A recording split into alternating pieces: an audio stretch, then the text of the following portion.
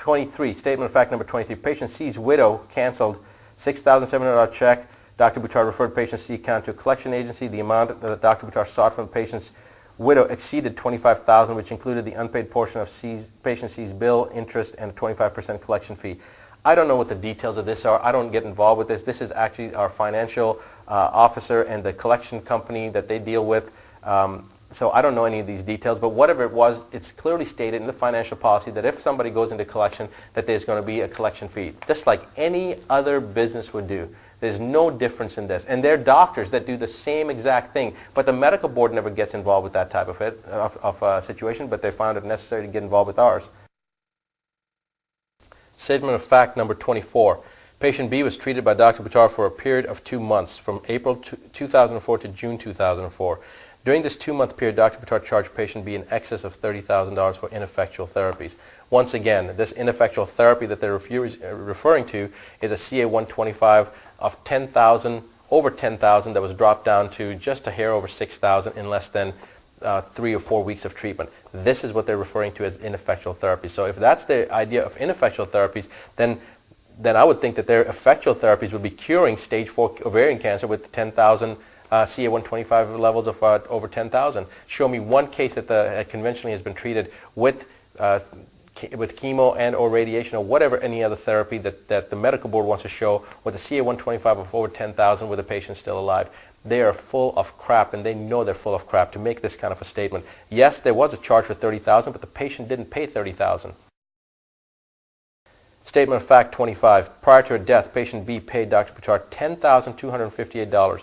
Dr. Buttar has sought collection from patient B's estate the remaining $19,765 for the charges. So 2 months of treatment. You tell me 2 months of treatment every single day in a doctor's office for somewhere between 5 and 7 hours of therapy, and the patient only paid $10,258. The charges were over $30,000.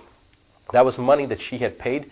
That was services that she had paid for, but she hadn't actually paid us yet. They had been charged. We had the cost of treatments administered, staff, etc. had been paid.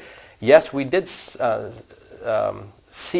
that $19,765 back from the patient's estate, and it was that estate that we believe that the nephew was going to be getting some of that money, and that's why he filed a complaint to the medical board. Again, this is a business thing.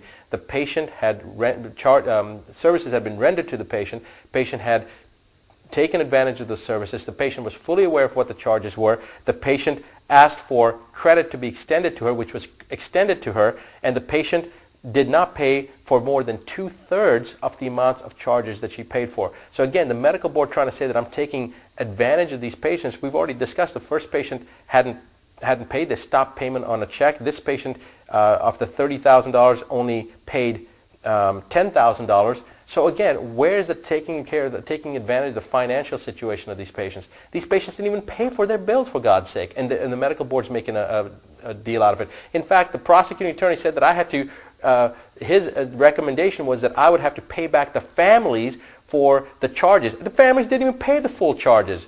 So they're saying that the treatments that were given to the patient, they're saying because it was charged for $30,000 that I should pay the patient back $30,000, although the patient only paid $10,000.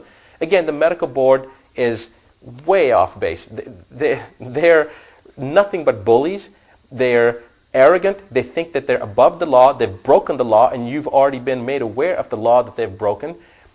In any other type of case, when there's ex parte communication, the attorneys can be disbarred for this.